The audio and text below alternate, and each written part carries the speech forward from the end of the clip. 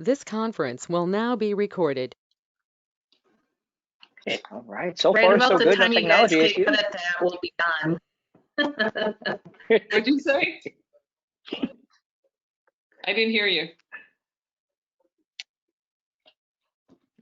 I just said about the time we all get good at these meetings is when we won't have to do it anymore. You heard Pfizer's news today, right? We might have a vaccine. Oh, Mhm. I've had my head in a computer all day. I didn't know that.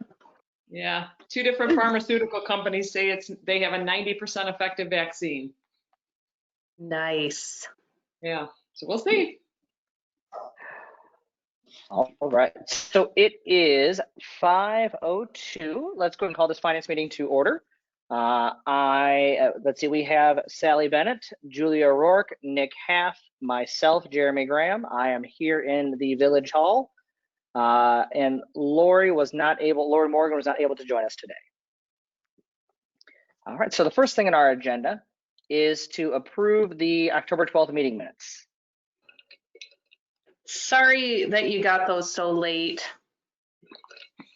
I move to approve. You move to approve? Yep.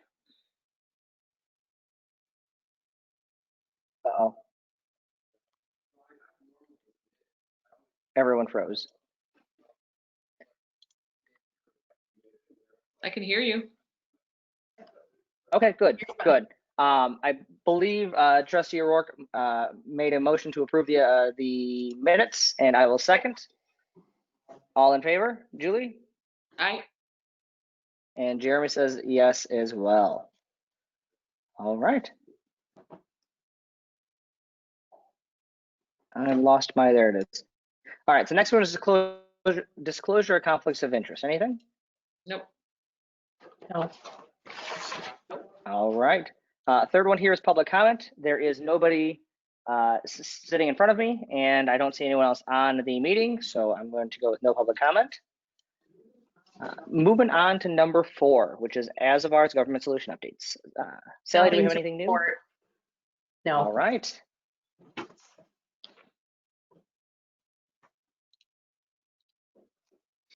Perfect. My thoughts here is we concentrate on the rest of the normal financial stuff this meeting, and then we can hit the next year's budget hard on the next meeting. Julie, any thoughts on that? On the next meeting, you mean the one in 2 weeks? Correct. So we knock out all of the finance stuff now, and then we can do budget and only budget on the next meeting. Yeah. Okay. All right, so moving on to the number 5, which is the budget 2020, the cure expenses. Have we heard anything new on those? I know there was discussion on the police salaries being covered. There was discussion on lots of things. I did submit a big hunk of expenses. Basically, they give you this spreadsheet that they recommend that you use to enter all the information you're going to need before you put it on their website. And so I filled that out, and the one section is public health. And because the expenses for the front office were categorized as public health, I went with that section first, and I submitted everything that I have to date from that section, which is about $5,071. And I did that last week, and I have not heard anything. I really don't know what the timeframes are for acknowledgement, but I did go back on the site, and it's all still there. It didn't disappear or anything. I just don't know. I'll have to find out, maybe I can ask another treasurer, who has had success, what they'll do to let me know that they've received it and if it's okay. Government doesn't usually work that fast, so. I know. So But I was in the glad to. What? What was in the $5,000? I mean, I don't need details to the penny. I mean, was it office remodel? Was it the window and the door and all that, or? Yes, it was the door locking system, the new window. There was also locksmith charges for that. And then all the go-to meeting monthly charges. There were, and that's all that was in the 5,000. There are other sections that I'm going to submit. The next one I want to do is attorney bills. We have, it's 3 bills, but each bill is like 30 some pages long. And Kelly was kind enough to go through, and she worked with Mary to highlight COVID related items within these bills. And she did a tape and added them all up for me. And when I was still working from home, I went through and just double checked the numbers. So now I just have to, do all the details to submit it, which is scan, and then I have to get proof from the general ledger that these things have been paid, and so on, with all the details that they require. So Did you know the time that Mary took to do that, to the bill? I haven't seen that bill yet. But it's roughly about $6,000. Wow, okay, good. So I know Did we you say had mentioned 6,000 or 60,000? 6. Okay. I know we had mentioned at another meeting that her billing seemed a little bit higher than what we had budgeted, like for the year. So I'm sure that has a lot to do with it. There were several ordinances that we created for COVID, and just things like that. So Right. I know she did some research for us too, for a couple of different things. So it's happening. And then you sent us an email. You found that all the police salaries will be recoverable too, right? So we're just doing this so that they don't look like we're just bucketing a big thing of police. That was the recommendation, I think you said, from Mary or from Frank or both. From Mark Olson, our accountant.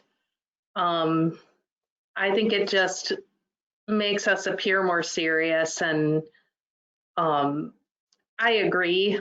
Yeah. It's just a little bit more work, I think, but I think, we have to keep really good records, and I think that would be the best method. I don't want us to appear like we're just, not sincere with our expenses. Right. Okay. Now, is this the first reimbursement that we've actually submitted? Yes. Okay, sounds good. So we'll see how this goes before we That start was sending kind them of all my in. idea. I wanted to get it in there, and then if they kick it back, I'll kind of know what's expected or have a better idea. But it was relatively simple, so I hope I did it right. And there is a lot of data they provide. It's just a lot of terms. But they want us to use this money. So I think they just keep making it easier and easier. Now there's a concept, right? That's nice. Okay. The next one that I have here on the agenda is the website design and upgrade. I got to go back and look and see what that gentleman's name was that we were talking to, but has anything happened with that? His name is Eli Nicolosi, and I asked Kelly right before she left today if there have been any new developments, and she said no. They've talked a few times. Our website has been updated since I was doing it in Joy's absence. A lot has happened on there. Just not these things.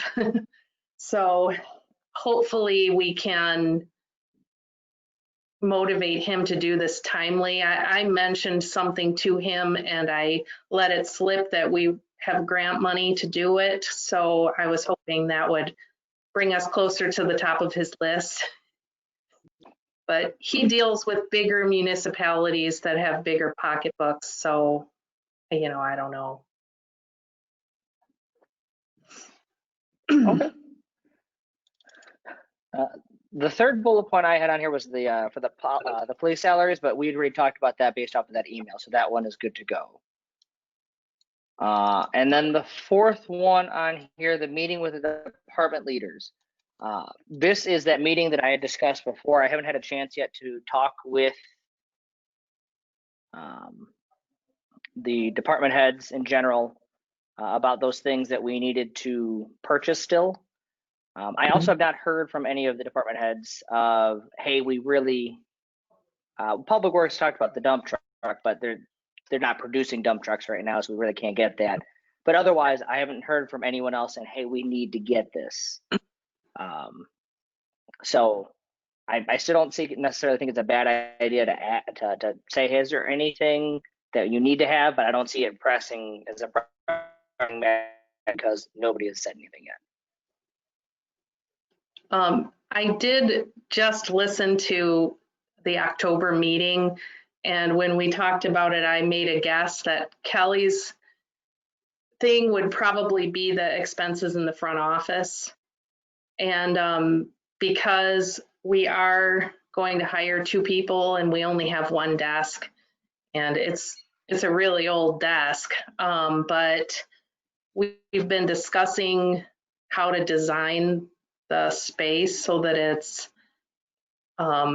free of, you know, socially distanced and still able to be productive. So I know that that's going to be in her next big expense, definitely another computer, and maybe some solution that's either adding 1 desk or some sort of like, what are those called? Cubicles, yes. So we're open to suggestions if anyone has design experience. It's really hard for me to imagine. Yeah, the layout of the office is really hard. I mean, you're going to have that one big space, right, to put 2 people in, basically. Because you have your own, and then Kelly has her own, so it's just that one big open space behind the window, right? Yes, and there has to be a walkway.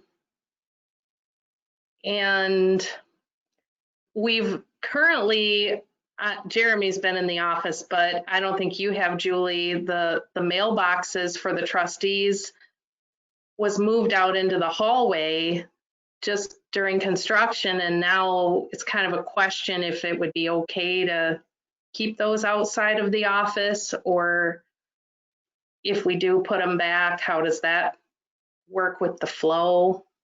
So can anybody walk in and take our mail?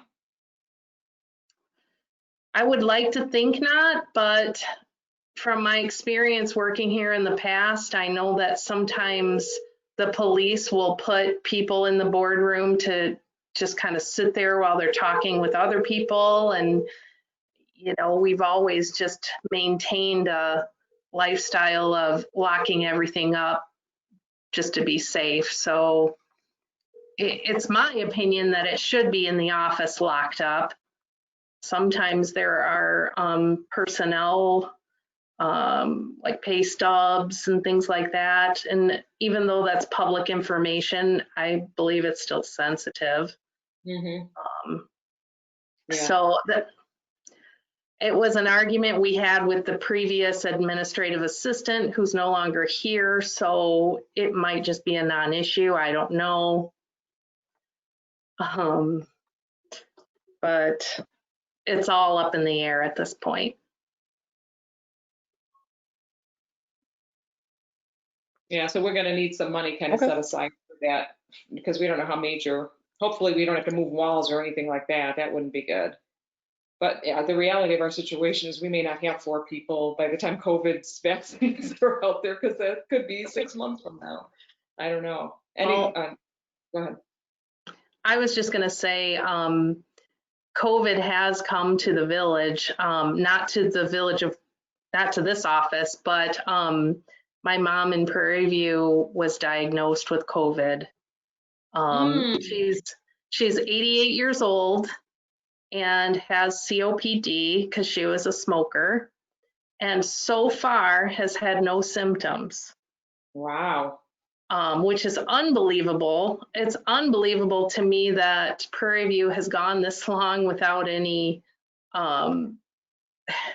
they tested everyone because one of their employees tested positive, and that was about a week ago. So, you know, there are theories out there that everyone's going to eventually get it, but I don't know. Well, I'm I'm glad your just- mom's doing okay. Thank you. Me too. She's the most vulnerable of us all, and she'll probably be just fine because she's tough. Yes. Yeah. So anyway, I also wanted to mention that, and I don't know if something were to change with her symptoms and she did have to go into the hospital, I don't even know if they would let me in. I don't know what the rules are. So I don't know if her diagnosis will affect my work, but I just thought it was worth mentioning in case. Yeah, I think they're on lockdown again, because my daughter had to have a procedure on Friday and I couldn't even go in the recovery room. I had to sit in the car and wait and wait and wait till they were ready to release her. So that was, yeah. That's hard. Yeah.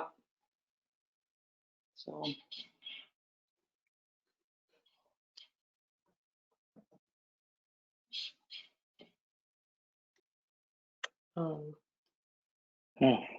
But that's the only expense, getting back to, that's the only expense I can think of from the general fund, from admin general, would be the front office.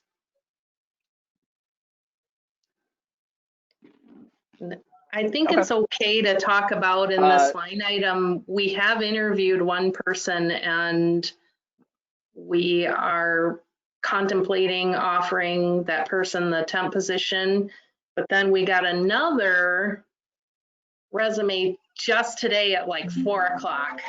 And both people live in the village. What? They're both very qualified. So we haven't talked to the second person in person yet, but this is almost heartbreaking. To hire a temp agency and have 2 qualified people from the village. Are you kidding me? well, and so yeah, we'll see how it goes, but because we were thinking, well, we'll just hire this first person and put some time in between hiring the second person, but now we're like, well, we already lost one candidate that we were going to interview. It took too long or whatever. And so I'm like, maybe we need to act and interview this one right away and not wait. So we might be training both at the same time. They're looking for part-time? Yes. Wow. The second candidate has said something even before talking to us that they may want at least the higher rate in the range or higher. So that might be a problem. I don't know. We did not discuss finance with the first person. That was just, we haven't talked to the second person. That was just something that was pointed out in the email from first. So we'll see how that goes. Wow. Well, congratulations. That's great. If we can make them work. Yes. And the beauty too is that my favorite person in the world, Diane Frew, has been here working. She's reviving all of the procedures, and she's going to help us train, which is huge. Wow. So a dark cloud has been lifted for me. It's great. Feeling hopeful. Great. I'm sure that'll be discussed more at the board meeting tonight as well. So very exciting though. Thanks. So moving on to number 6 here, the 2021 budget. Just quick overview on that. We have our big meeting to discuss that on February 23rd. Does that still work for you, Julie? Yep. All right, perfect. Have we received the budgets from all the departments? No. I have police, and Chad gave me streets and O&M this afternoon, and then I have a meeting with Kelly on Wednesday to go through. She's been working on it, but it's her first one, so we're going to go through it together. And then my plan is, once I get these, I'm going to enter them as soon as possible and just shoot those reports to the finance committee to look over between now and the 23rd. Perfect. Now, Julie, what Sally and I had talked about as well, I'm not sure if you're interested, we have to ask Lori. In the boardroom itself, I think there's plenty of room for the 4 of us to be in here, like in person and spread out. I don't know if that would be easier for the budgeting purpose, especially since we're going to have the paper copies to do. But if you're comfortable with that, that's what I would recommend. Yeah, as long as there's enough room for us to spread around, I'm fine with it. Me too. I I can't think even it would be better. without paper in front of me, and yeah. Well, and I was telling Jeremy a little while ago that I could also use the laptop to VPN into my desktop, and I could make changes in real time and print those out, as often as we need, so that we're not waiting for me to do that and looking at the totals later. Mm-hmm. Yeah. Okay. So.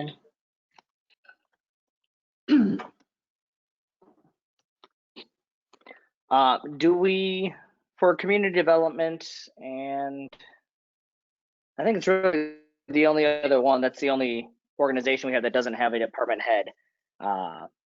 Have we heard from them about their budget at all, or were they just kind of? I was actually talking to Julie about this last year, because Vivian Gaines used to just do it. Last year, I didn't hear from anyone, and I just sort of put some numbers together, and I took it to their meeting, and I thought they were going to go through it, and they basically were just like, looks good. So we have to do that again. Although, we don't know if we have a 4th of July festival. I mean, it's not going to be easy. We're just going to have to take a stab at it and see what the board wants to put on the books and approve, Agreed. And we could do like we did this year and budget for the fireworks. And we, since from community development, it's just a transfer out. So I guess we could do a dummy budget for the 4th festival if the board decided at that time that they wanted to. I'm open to doing that if you guys think it will just cover everything. Yeah, maybe we can talk about it briefly tonight at the board meeting. I don't know. That's a good idea.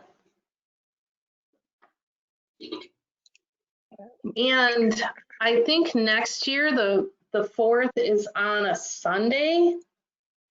And the significance of that is that Saturday, July 3rd might be a less expensive fireworks show. So maybe we can get that committee looking into that. Yeah. Just a thought. Yeah. I Absolutely. think the downtown bars would like that too, and then people could go to the bars afterwards. And Mm-hmm. And, it's Sunday night is always hard to do things to me. I don't know. yeah, I really hope we do have public celebrations at that time. yeah, yeah. I think that's all. We'd all say that for sure.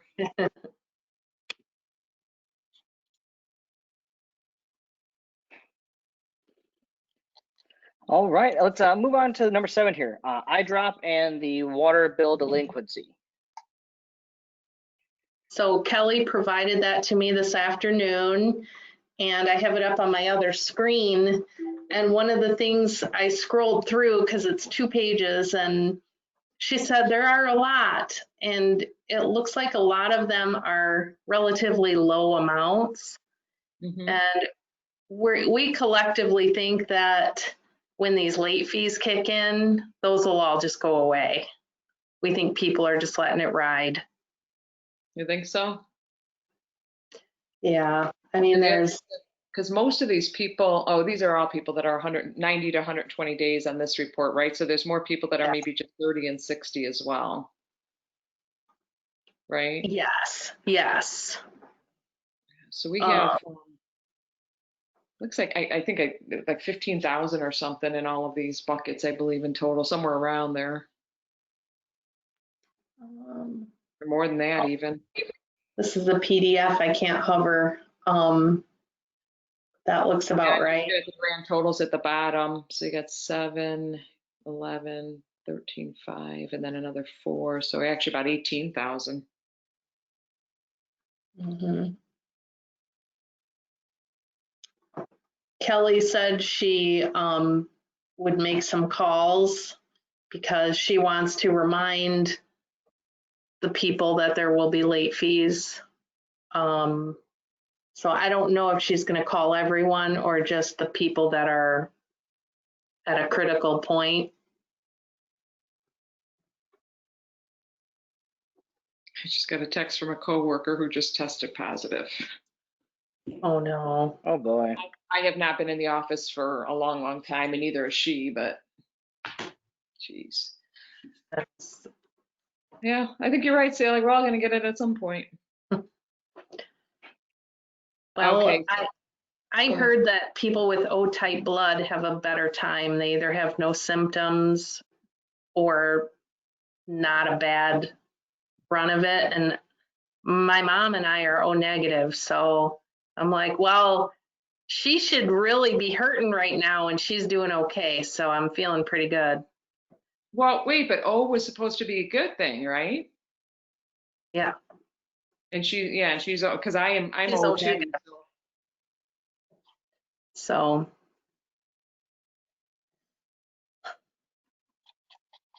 anyway, sorry,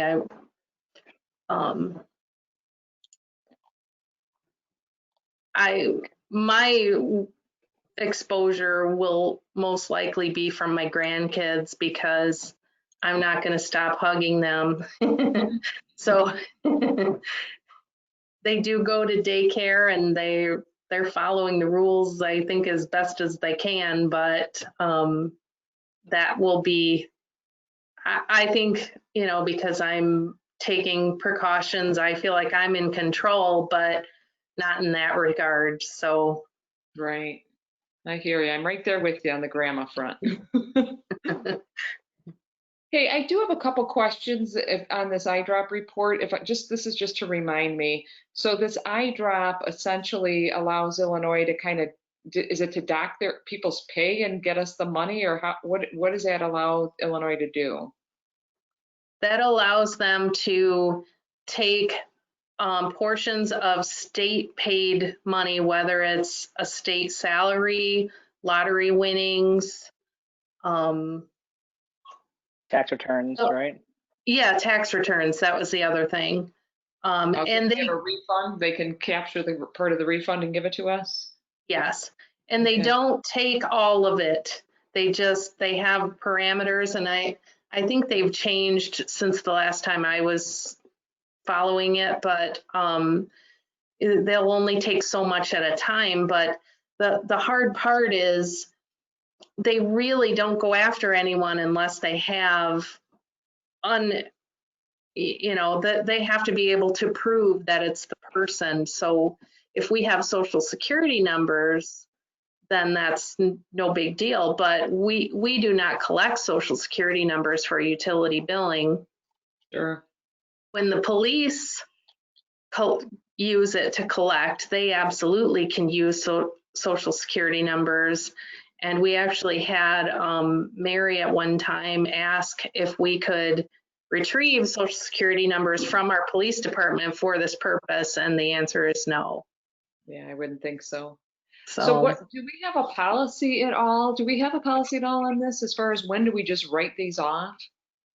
we do have a policy. It's after 5 years. Oh, so somebody's keeping score on the page one? Somebody knows when the last, oh, I guess it is last payment. I guess that would be the date.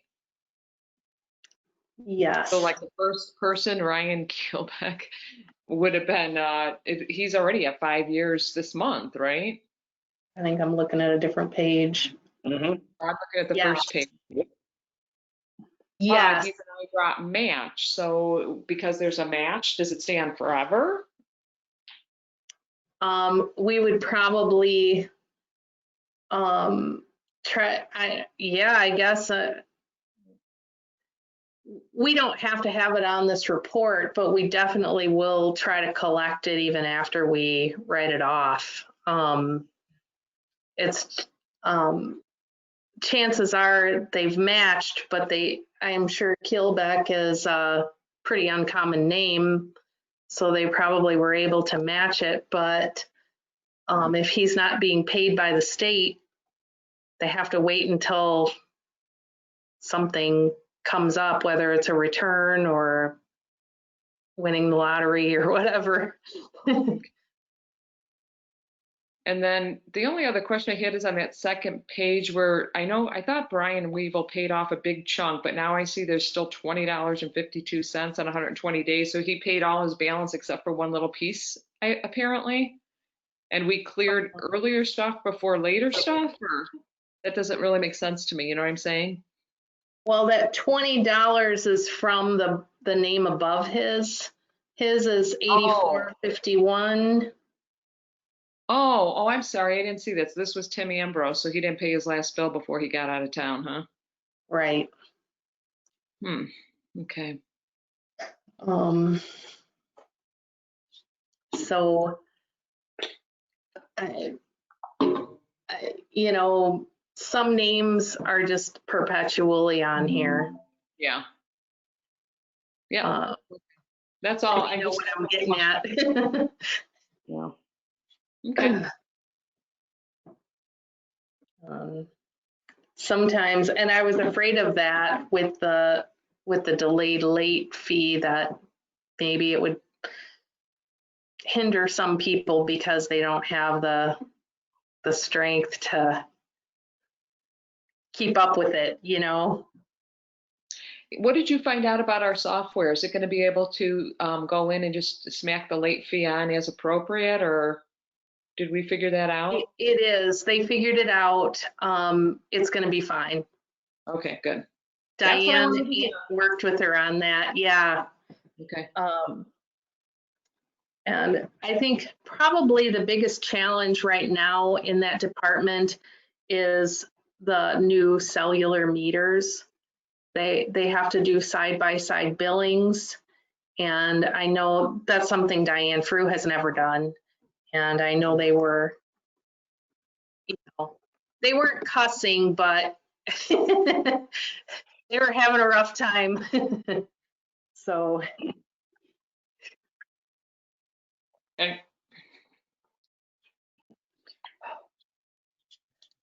All right, number 8 here, the bank reconciliation for July. I did see that one somewhere. Where'd it go? I did not get a chance to follow up with the things, Julie, that you mentioned in email. We're off in dispersing and in the general fund. And there is $100 differential in O&M that I haven't found. I did give something to Diane. I left it on Friday and she did it this morning, but she found the payment, so it's not that. So it's just something I'll need to look into. I really am hoping that this week I can bang out another one. I hate being this far behind. I'm just hopeful that when we get the right kind of help here, that will free me up to do these kinds of things in a more timely manner. I mean, the first decade I worked here, I didn't have trouble with this at all. So I just.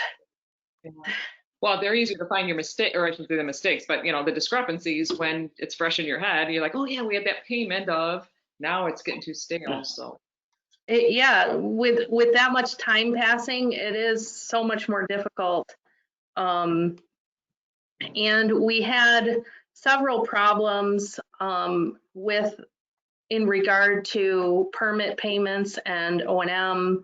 All of the permit payments were going into the O&M bank account, and I had contacted the ePay people, and they told me that was because the point of service in the office here only goes to the utility payments, or only for utility, so we shouldn't use that for permits. And so Carrie and I came up with a plan that when she got credit cards at the window, she would just go online and pay it, and then it wouldn't go into the utility account.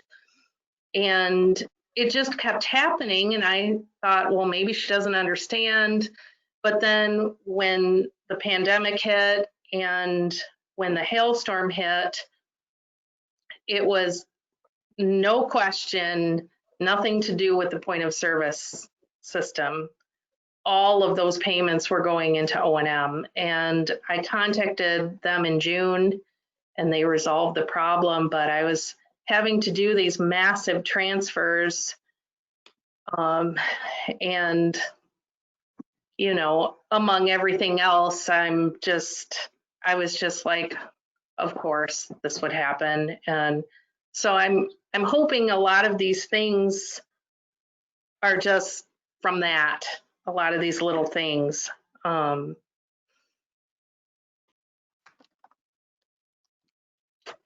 that's my explanation.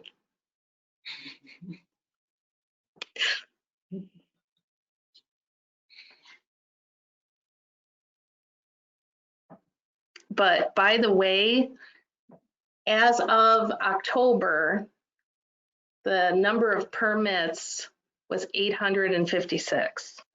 Wow. And last year we had 116 for the whole year.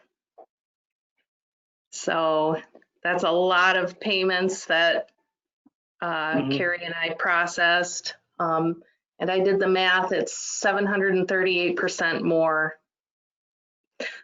I'm one of them. I didn't even do mine. We have 2 roofs that we're going to do in the spring. So there will probably be 400 more next spring.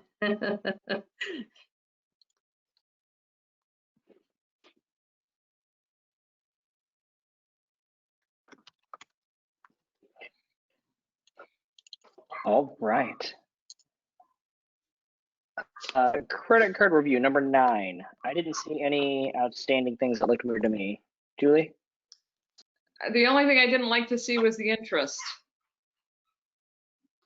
Yeah, in September and October, it was the timing of me, I think maybe not October, maybe August and September. There were 2 months when I came to the office to get my mail, I somehow missed and I paid it a day late 2 months in a row, and I'm on it.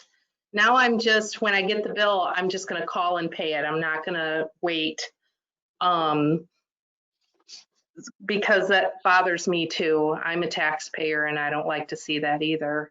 Yeah. Okay, I think that's a good plan. I mean, you still have to spend time reviewing it, obviously, but that report doesn't have to get done before you pay it if you think it's all legit, so. Right, and technically, even if there are discrepancies, we still have to pay it and then work those out after. So it really is a no-brainer just to immediately pay it and then review it. Yep, I agree.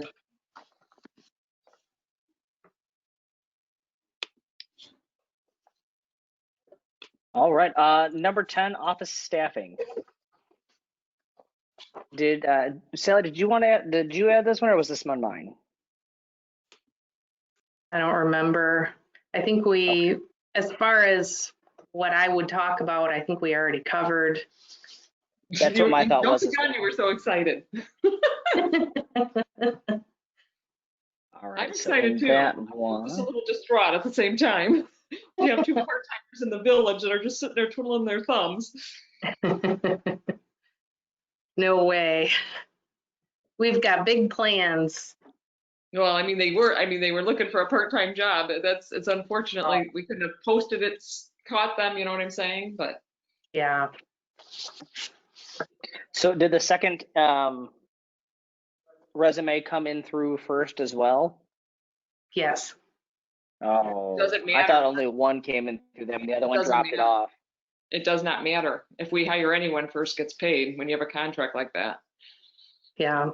But did we contract for 2 employees or only 1 so far? I think 2.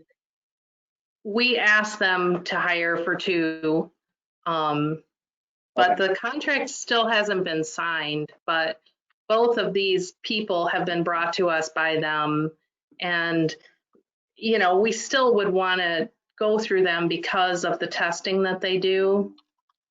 And I really liked the lady that we interviewed the other day. I was just kind of winging some questions, and I asked her about working with Excel and just different little questions. And at one point she said, well, you know, I would just figure that out. I'm good with this. I would just figure out how to do that. And I really liked that because so many people you find out later don't have the stuff to just kind of say like, well, let's figure this out. And that's like 90% of my job. Yeah, right. So her saying that was like a turning point for me in the interview, because that I said, you know, you're right. Kelly and I don't know everything. We have to figure things out all the time, and that's the key to it all. So you feel comfortable naming names, Sally? I do. We're being recorded, so I don't know if that's appropriate. Okay. If we haven't made an offer. I think that might be an executive session thing. Yeah, that's fine. Okay. I can text you. We'll wait to executive session. That's fine. But anyway, so yep, that's really all I know. We did that interview last Friday, so we haven't made any moves. We didn't know necessarily if the board wanted any input or if it was just a mention. Yeah, I think we agreed, or maybe this was a conversation with Frank and I on the side. I can't remember, but I think we wanted to give you guys the authority to go because we don't want to hold it back. We know First told us that you can't just sit there. You got to move because someone else will take them. So. And that's what's kind of nice about the temp to hire part, because we actually do have some time to see if they're working out. Yeah. Yeah. And All the more reason to give you more authority. exactly. And, you know, I think it's going to be fine. And it is nice just to be able to move ahead, and then we'll just deal with it. We'll figure it out. There you go. There she goes again.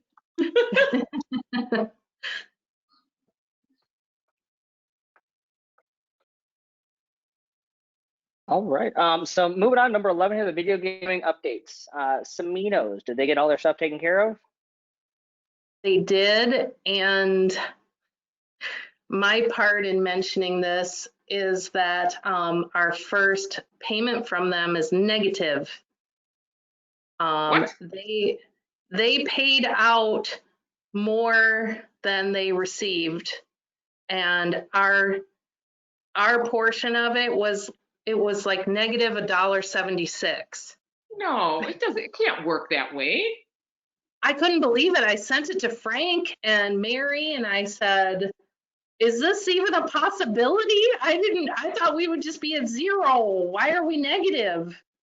So yeah, it's something I didn't know could happen.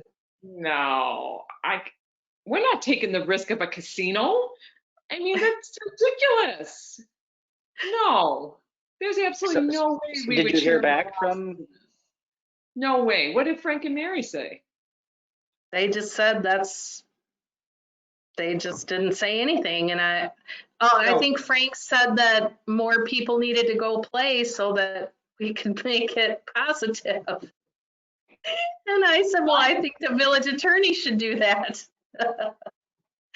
The government would let municipalities get into the business of gaming, which is what that would be then. You would, if someone, machines didn't operate right or whatever, paid out too much, and then the municipality be left on the hook?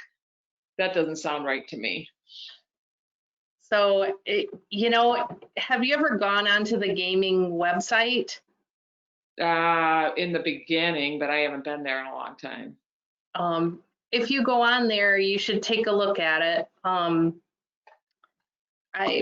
don't know what we could do about it other than just hope that never happens again. They only had a few play days in the month.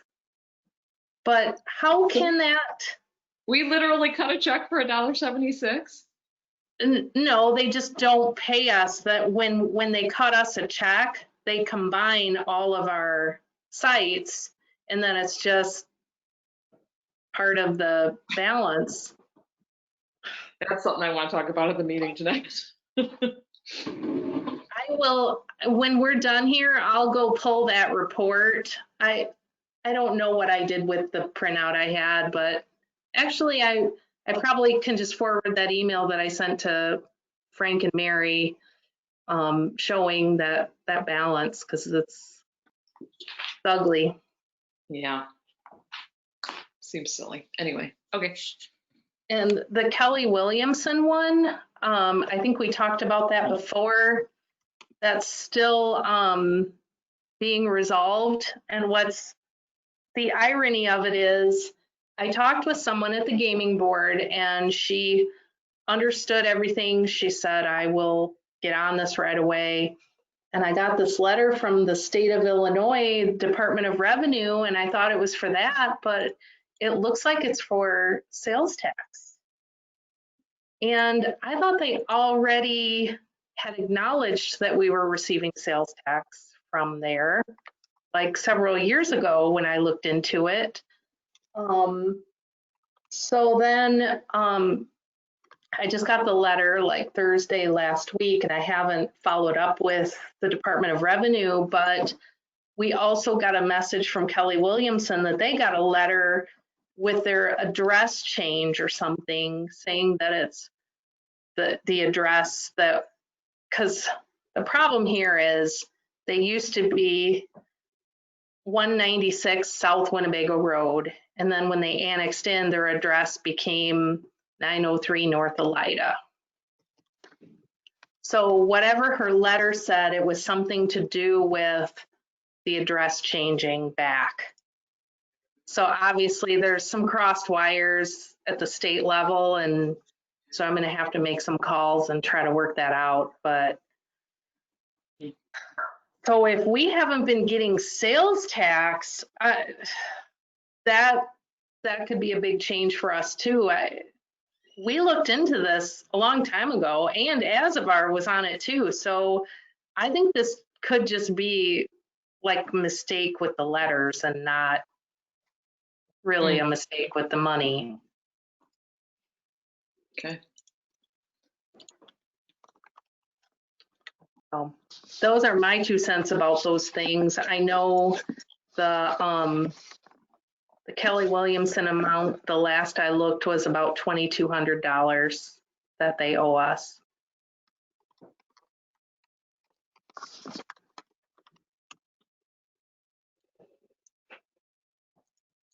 All right. Number 12 is the annual cash in lieu of gas program. Have we heard anything more from, I think was it NICOR that was supposed to get us information? Yes. And I feel bad. I was supposed to follow up on that and I didn't. I do have a name, Jeanette, that she was supposed to call me. And that was when I was still working from home. I've been here about a month. And I never got that call, and I was going to follow up, and I just haven't done that yet. But I'm going to circle it on here and see. I don't know why, other than maybe they don't want us to know what these charges are going to be, or they're just lazy, or maybe they're working from home and it's too hard. I don't know. Okay, yeah, we can contact them and figure it out from there, and then at least we know, hey, they're working from home, they just can't get us the information right now or whatnot. I want to skip number 13 for just a moment and jump to 14, the late water fees. We really discussed this, so I don't think there's really much left to talk about, but they are implemented for the October bills, so that's for the payment that's due sometime in the near future, or it just happened. On November 15th, the late fees will calculate if they don't pay. Perfect. All right. So then jumping back up to number 13, it's the last thing I see on the docket for today. The purchase order limit and the department leader spending limits. And I'd asked to have these on there because Julie, you had talked about this too, about the department heads only having so much to spend or without having questions. And then we talked about how Public Works had a lot of bigger purchases, so they might needed something higher. I don't know if we want to get fully in depth into this right now, but I did see that they sent Sally sent us a purchasing policy on one of the emails. Nothing has changed from the original. I just thought maybe you would need it as a reference because it was on the agenda. Yeah, I don't remember being the one to bring this up. Honestly, I think, Sally, you brought this up to us last month, I believe. And you thought there were some inefficiencies and just it's a stale policy based on, I don't know if it was dollar amounts or process and procedure. What was, I guess I would say turn to you for recommendations or what are the issues and. I think maybe since I do have some scheduled meetings with Chad and Kelly, maybe I can get some feedback on what they think these totals should be, and we can use that because to me, it seems like, so for instance, the spending limit for a department head is $1,500. And anything above that, between 1,501 and 5,000 is for the committee chair. And anything greater than 5,000 has to go to the board. And anything greater than 10,000 has to have competitive bidding. That's what this says. Oh, that's where that came up because of garbage. Remember, I Yes. brought that up with the policy at the board meeting saying, wait a minute, that's way over 10,000. Why aren't we doing a competitive bid? Um, and that was a legitimate question. It's just one of those things that was kind of like its own custom contract that we had. And I think usually this $10,000 is referencing like construction. There are rules about construction, but I don't believe that at the state level we have to do that for things like insurance or I'm not, I would have to double check, but that's the way I remember it. Well, it says right below in your policy, right below all those limits that you just read off, it says bids, RFPs, purchase orders to purchase equipment or services, which would be garbage, over $500. Um, And then it says it excludes utilities, road salt, and fuel purchases, though. Yeah, but that's not a utility. Is a garbage a utility?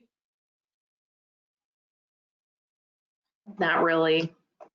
I mean, the utility in this regard means like our ComEd bills or NICOR or MediaCom. So the other piece of it is this purchase order thing for 500. So these department heads have a $1,500 spending limit, but then if it's over 500, they have to have a purchase order. But Okay. then there's just this one central book, and it's literally a book with triplicate paper in it because we don't have a software system that will work for all the people. Even if we did it in Encode, the police chief doesn't use Encode, Chad doesn't use Encode. That's exclusive to the office here. And so, they don't, Jeff and Kelly are good at doing these because they're here on site and it's a lot easier for them. But, I end up doing Chad's. It's just kind of the reality of it because it's hard and complicated. And I think that's too low of a number. Personally, we have so many safeguards in place. I mean, all these invoices go through me and the checks are triple signed and the board looks at the warrant list. And I mean, these things are scrutinized over and over and over again. And it just seems like we're tying their hands with this $500 thing. So there's nothing in the law I wouldn't know that would require more record keeping on $500 purchases or greater. This was just our own internal policy that was created. Right. When I first started, there were no purchase orders. This was my idea, but then it went horribly wrong. No, not sure if that works. It just created a bunch more work, because my idea was that the purchase order be for 5,000. And then the committee at the time decided that 500 was better. I don't make the policies, but it's cumbersome. So when you look at purchase orders of between 500 and 5,000, would you say that's 80% of them, 90% of them? Yeah, well, anything over 500. So anything that Chad does at all, basically. I don't know how much water meters cost, but every single one that he's been ordering for the new thing, we've done purchase orders, even though that was an approved project. So this doesn't do anything as far as you recording all these in the general ledger and stuff. This doesn't help you in any regard doing this. This is just more busy work. It's more busy work. So what I was meaning to ask, so when it sounded like you were maybe suggesting if we keep purchase orders at all, they should be for purchases greater than 5,000. So that's why I asked what percentage of all the purchase orders that you've done or see were between 500 and 5,000? In other words, how much work would we eliminate by changing purchase order requirement to $5,000? Like, would we eliminate 80, 90, 95% of them, or? Yes. Okay. I could actually, we could use science. I could just do a report, and I believe I can do a report on purchase orders and see what they look like. But generally they're, because anything, let me think about that. So anything over $5,000, well, anything between 1,501 and 5,000 has to be approved by the committee chair. Mm-hmm. So if someone has, let's just say police radios, and they're $1,600, Jeff would need to get that quote. He would need to fill out a purchase order. He would need permission from, well, Julie, I think it's you. Are you the chair for police? No, that's Stan. Stan. Mhm. Permission from Stan with a signature, and then that gets put on the board agenda in the warrant list before it's ever paid. I mean, by then I've touched it 4 times. So, you know, it is, Let me ask you this, whoever looks at the purchase orders, anybody? no, not even the auditors, because I had to tell them that we started doing it. They didn't even, it wasn't even on their radar because we didn't do it before. I really, I don't know what I was thinking. Well, one thing Frank and I have been talking about is trying to get efficiencies in the office. And this is obviously, to me, if we don't think we need it, nobody's looking at them. And I agree, we see all this stuff in other formats. Why are we doing it? I think I agree too. And you know, I want to be transparent and I want things traced, but we already have a really good system of checks and balances. And I think it is a waste of everyone's time and cost of printing the POs too. Jeremy, you see any reason not to eliminate this? I mean, I don't even know. I guess we'd have to take it to the board, but of course, we don't have it on the agenda because this meeting's the same day as the board. So I don't know if we need to put a new business line item on every finance because we meet the same day or what? Because we can't vote on anything if it's not on the agenda. Correct. And actually, I was talking to Sally about that earlier too. But to answer your first question, if there's no need for it, then I don't necessarily see a point of having it. And we can always try to get rid of it and then bring it back if it turns out to be a problem. But I don't see it, at least suspending it for 6 months and seeing if there's an issue. And if there aren't any, then voting to eliminate it entirely. But the other question was exactly that. So we used to have the board meetings, or we used to have finance just before the board meetings, just like now. And we were able to take care of this stuff. So I don't remember if we were always a month behind in voting on things from the finance committee or how we did it. I don't know either. I think it was just that we had just some basic things on the agendas. Like we would always keep budget and trying to think, Paul Elson, he would come in like a week before and talk to me about what he wanted on the agenda for the finance committee. And then we would talk about the board meeting too. But like you said, it's still things that were discussed at the finance meeting we're just right before the board meeting, so, you know, I'm not sure. Other than maybe there is new business on the board agenda that I think is universal. That's true. We just can't vote on things in that bucket, that's all. Correct.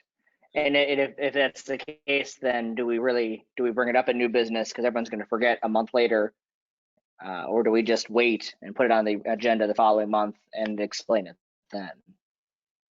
Well, I think we can have discussion and we can say, hey, we're thinking of eliminating this policy. Does anybody have any issues, and talk about it? And then if we need a board vote to eliminate the policy, which I don't even know if we do or don't. I mean, if we don't need a vote, then we could just talk about it and say we're going to do it. I don't always know what we need approval to do, so I always ask first. What we'll probably need to do That is true. have a discussion to see if anyone is opposed. And then I can rewrite this policy and take that out. And then we would ask the board to approve the new revised policy. And we could have that coming from the committee. Yeah. So we could put it on the agenda for next month, discuss it at our finance meeting, vote on it, and then bring it forward as the committee. Yeah, so it can be on the board agenda for next month. Right now, we can know that next month we're going to have on this spending committee or spending policy or whatever it's called. Purchasing policy. And I like that even better because instead of just saying, hey,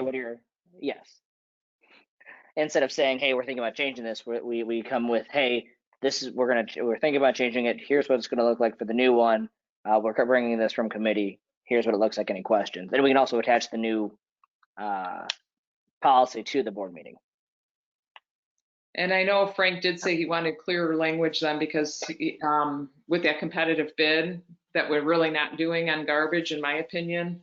When we spend that kind of money, honestly, I think we should have. We had a 5 or 7 year contract with them. That doesn't mean we have to do it every year. You're competitively bidding an RFP for a 5-year contract. That's okay, but to not do it after 5 or 7 years, I'd like to see us do it, but it's too late apparently, according to Frank. So, I was looking just prior to Jeremy getting here. I looked at the agenda and the items, and I saw that proposed Gills contract, and I just did a quick little spreadsheet thinking, I know for several years the CPI hasn't been like maybe 2% or 2.1 is the highest, but I did 3% each year from starting with the 2021 numbers, and then beyond that did 3%.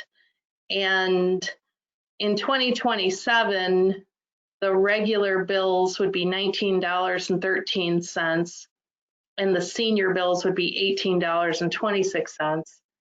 And that's 7 years away. I mean, that doesn't really seem that bad. from where today? I don't even know what they are today. They are, I want to say $15.50 and it might be $15.75 and $14.50 or something like that. I know. Sorry, I don't know either. No problem. All right. It's really close to whatever that beginning one is.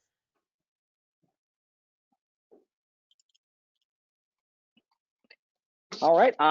Moving on to new business. Do we have any new business? No. All right. Was there a need for executive session? That's I what I don't know. think so. Okay, sounds good. So our next meeting we have scheduled is the 23rd at 5:30. We're hoping to be in person here at the village for that, if that works for everybody. Sally, you said you were talking with Kelly this Wednesday about the general fund budget, and then you'll have everything, and you're going to put it together and email it to us ahead of time, and we will start knocking this thing out. My only question is, I haven't done the revenues.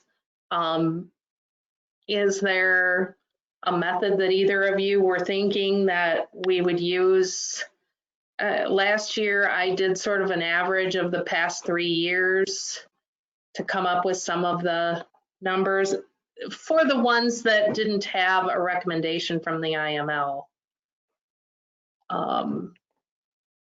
I could just keep it status quo, look for cues. I almost feel that we should use this year's numbers to be conservative in case this vaccine doesn't work and we end up being about the same. It's obviously going to be lower than the years previous, but that would give us a better idea to help us stay conservative, and then we can always go through later. Julie, what are your thoughts? No, I think that's a good idea. When I was going through the revenues, so we have some of them that are running ahead of budget already. I'm trying to remember which one that was. Sales tax is running behind. So yeah, I think sales taxes were, Jeremy, that's the biggest number other than property tax, of course, which I think we have a method of doing that somehow. I know Paul walked us through that last time. I'll have to get my notes out. But Yeah, there is a method. It's with the CPI from the previous year because we're paying them in arrears. yeah. So I think if we go with a lower sales tax, like you said, Jeremy, I think that makes a lot of sense. Because we're probably going to have a first part of the year, and I don't even know what our local villages is do. Are all the restaurants still staying open? And I don't think they're supposed to be, but I think they all are, aren't they? I haven't eaten in a restaurant in 8 months, so I'm not sure, but it looks like it when I'm driving through. Looks like Tony's. Yeah. Yeah. I thought I heard something about it being like 25% now instead of 50%. I think now it's on total lockdown unless they can call it a meeting, which is what Tony's is doing. They're having a lot of meetings. I don't know. Nick might have some 2 cents worth on this one. He might have fallen asleep out there. There he is. No comment. Oh, okay.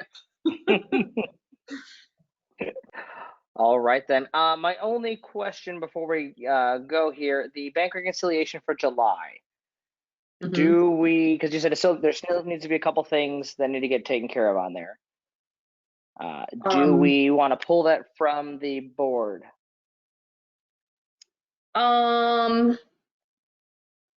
Yeah.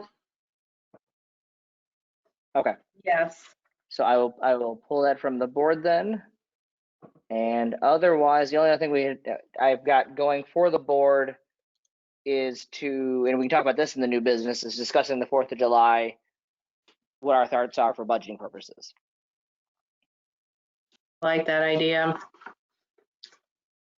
All right. And I know the 4th of July committee, those ladies have really been trying to figure out,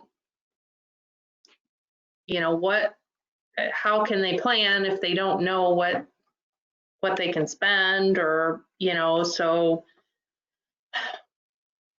I don't know if that's a meeting in itself, but I understand where they're coming from. I wouldn't want to do a bunch of work and then have the village just pull the rug out from under them. So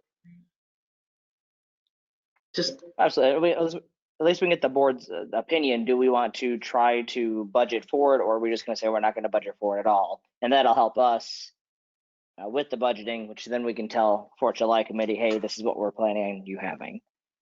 Mm-hmm. Yeah. All right. Well, in that case, can I have a motion to adjourn? I will make that motion to adjourn. All right. Julia O'Rourke makes that motion. Jeremy Graham will second. All in favor? Aye. Aye.